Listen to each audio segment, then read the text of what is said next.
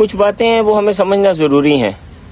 مثال کے طور پہ ہمیں یہ سمجھنا ضروری ہے کہ 2-4 ملک جن کو پاکستان ایک نظر نہیں بھاتا، ان کے نام اس لیے نہیں لے سکتا کیونکہ پھر یہ ویڈیو بین ہو جائے گی. ان کے پاس نا آرٹیفیشل انٹیلیجنس لگی ہوئی ہے اپنے سارے دشمن ملکوں کی. اس آرٹیفیشل انٹیلیجنس میں نا ڈیٹا آ رہا ہوتا ہے کہ یہ ملک کس ایریا میں ترقی کر رہا ہے، کس ایریا میں ڈاؤن جا رہا ہے، وہاں کیا چل رہی ہے.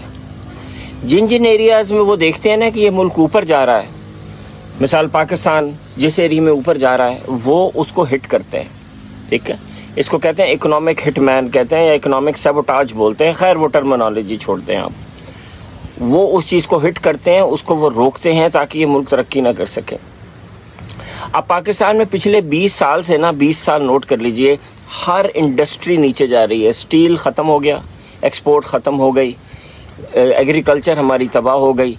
سو مچ سو جو ٹیکسٹائل ہماری بیک بون ہوتی تھی وہ ختم ہو گئی. پچھلے 5 سال میں صرف ایک انڈسٹری ہے جو پاکستان میں جس نے گرو کرنا شروع کر دیا، وہ تھی ہماری فری لانسنگ کی، انٹرنیٹ کی، ای کامرس کی انڈسٹری. اب ظاہر ہے انہوں نے جب یہ دیکھ لیا کہ یہ چیز یہ گرو کر رہی ہے تو انہوں نے اس کو ہٹ کرنا ہے. اب یہ تو پارٹ اے ہو گیا. پارٹ بی یہ ہے کہ وہ اس کو ہٹ کیسے کرتے ہیں. تو انہوں نے ہر ملک میں بیوروکریٹس کو اور بہت سے لوگوں کو جن کا نام نہیں لے سکتا ورنہ وہ غائب ہو جاؤں گا، ان کو خریدا ہوتا ہے.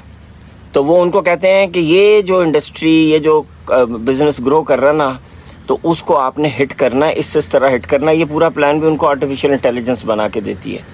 تو اس کو آپ نے یوں ہٹ کرنا، یوں ہٹ کرنا. اور ایگزیکٹلی یہی ہوا ہے انٹرنیٹ کی سپیڈ کے ساتھ. تو پاکستان کو نیچے لانا تھا اس ایریا میں جس میں پاکستان گرو کر رہا تھا، پاکستان کے یوتھ جو تھے اس میں ترقی کر رہے تھے، تو اس کو ہٹ کیا گیا، بے وقوف بنایا گیا. میں یہ نہیں کہہ رہا کہ بہت سے لوگوں نے غلط کام کیا، بس ہماری سمجھ ہی نہیں ہے.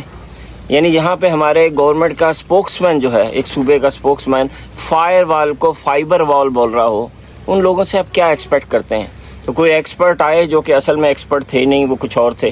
انہوں نے رام کہانیاں سنائیں، سیل کی آئیڈیا، کسی اوپر بیٹھے آدمی نے ریسرچ نہیں کیا اور پورا سسٹم تباہ کر دیا. اب وہ جو ایک انڈسٹری آگے بڑھ رہی تھی وہ بھی نیچے چلی گئی، معاملہ صاف ہو گیا، back two square one.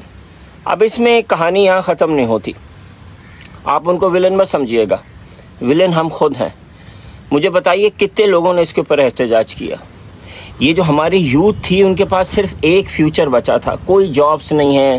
Government sector کیا ہو گیا، پرائیویٹ سیکٹر کیا ہو گیا، صرف ایک یہ فری لانسنگ، یہ انٹرنیٹ تھا جس کے تھرو ہمارے نوجوان کما رہے تھے، کچھ زندگیاں بہتر ہو رہی تھیں. اس کو تباہ کر دیا. تو کتنے یوتھ نکلے؟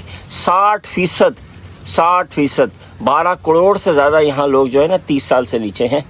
ان میں سے کتنے لوگ نکلے، کتنوں نے اپنے حقوق کے لیے احتجاج کیا، کتنوں نے کہا کہ پانی نہیں دیتے، پلے گراؤنڈ تم نے ہمیں کبھی نہیں دیے، ایجوکیشن تمہاری صحیح نہیں تھی، یونیورسٹی ہمارے ملک کی کوئی رینکڈ نہیں تھی، ریسرچ لیبارٹریاں ہماری نہیں تھی، ہم نے بلیم نہیں کیا، کوئی قصوروار کسی کو نہیں ٹھہرایا.